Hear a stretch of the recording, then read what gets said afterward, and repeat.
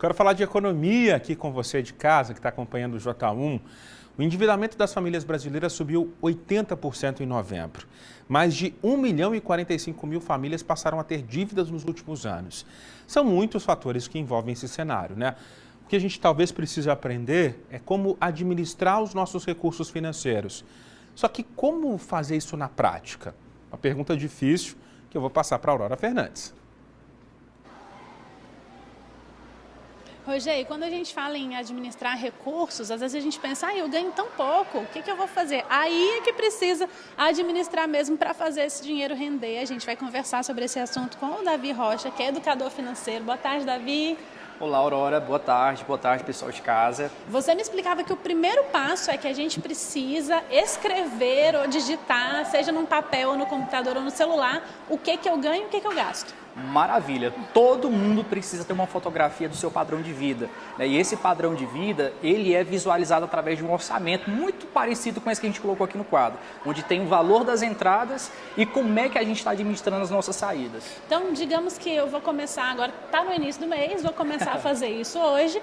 De um lado dessa tabela, e se você não tiver familiaridade de fazer isso online, você pode fazer num caderninho mesmo. Maravilha. Eu vou colocar o que eu ganho. Perfeito. Aqui a gente precisa colocar todas as entradas de dinheiro, salário, mesada, rendimento de aplicação, tudo aquilo que é entrada de dinheiro no bolso, a gente coloca de um lado da planilha. E do outro lado, as saídas, que é o que eu gasto. Desse lado aqui, Aurora, é o lado um pouco mais profundo do nosso orçamento. O nosso orçamento, ele é dividido em 4 partes. Todo mundo precisa ter consciência que o nosso salário, a nossa renda, ela precisa e normalmente ela é distribuída de 4 formas. Primeiro são os gastos essenciais, que são aqueles gastos que eu preciso realizar para a manutenção da minha vida, com alimentação, saúde. Se eu não fizer esses gastos, eu vou ter um prejuízo sério. E o ideal é que ele não ultrapasse 50% da nossa renda. Porque às vezes as pessoas pensam, é um gasto essencial e por ser essencial eu vou gastar todo o meu salário ou quase todo o meu salário. E educação financeira ela ensina que não é dessa forma. Ele é essencial, mas fica limitado a um teto de 50%. Uma outra categoria muito importante também é os gastos não essenciais. Ele tem a sua importância, mas se a gente não fizer a aquisição desse produto ou desse serviço, ele não vai ter um prejuízo muito sério, muito grave na nossa vida. Às vezes é uma viagem, um lazer, ir para um lugar diferente para poder comer, levar a família. É um gasto importante, mas ele não é essencial. E por ele não ser essencial, é até 30% indicado que seja reservado esse tipo de gasto. E um terceiro vilão, né, do nosso orçamento que fura e leva muitas pessoas ao seu endividamento é o desperdício.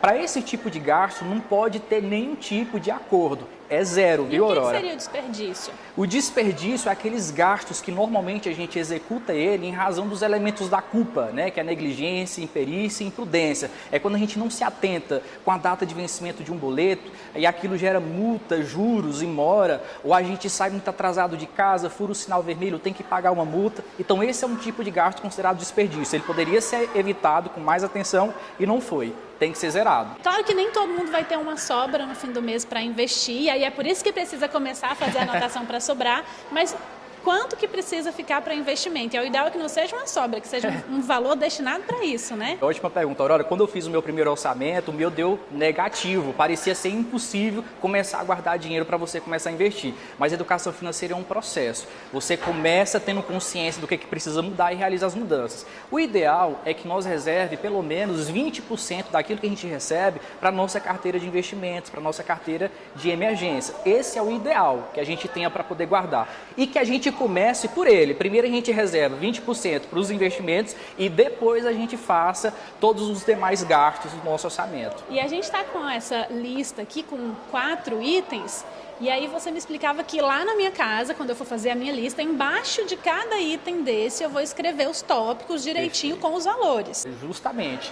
Dentro dos gastos essenciais, a gente precisa discriminar cada item que compõe cada tipo de gasto. Ele tem que ficar de forma detalhada e tem que ter o total que esses gastos vão oferir na minha renda mensal. Só que esse lado aqui ficou muito maior do que o lado de cá. Eita. E aí, como é que eu faço? Isso aqui é uma balança, né? Se a gente percebeu que o lado das despesas ele está ficando muito maior do que o lado das entradas, a gente tem 2 alternativas a serem feitas. Primeiro, é você desenvolver uma renda extra, uma renda paralela com a sua renda principal, porque a renda extra, ela pode ajudar a aumentar o valor das entradas. Se ainda assim, né, com a sua renda principal e desenvolvendo uma renda extra paralela não for suficiente, aí você tem que vir para esse lado aqui do seu orçamento e começar a realizar uns protocolos de cortes. Talvez o padrão de vida que você esteja vivendo ainda não é o padrão de vida que você está habilitado a viver, porque a gente não tem que viver como a gente quer viver, a gente tem que viver como a gente pode viver de fato. Primeiro a gente tem o que a gente pode para depois ter o que a gente quer. Justamente. E aí eu vou adaptar, digamos que eu, com o salário que eu tenho, eu ganho bem, mas eu ainda não consigo fechar essa conta. Não quero ter uma renda extra, eu quero conseguir adaptar o meu salário. Onde que eu começo os cortes? Maravilha. Olha só, Aurora, ótima pergunta. Normalmente as pessoas iniciam o protocolo de cortes pelos investimentos, que é a nossa carteira mais importante. Não deve ser pelos investimentos. Existe uma ordem que a gente deve seguir. O primeiro tipo de corte que a gente precisa observar no nosso orçamento, para iniciar por ele, é a carteira de desperdício. Então você tem que analisar se você está tendo algum tipo de desperdício no seu orçamento. Se você tiver, pelo desperdício que você vai ter que começar. Opa, zerei os meus desperdícios, não estou tendo desperdício. Vou para onde? Você vai para os gastos não essenciais.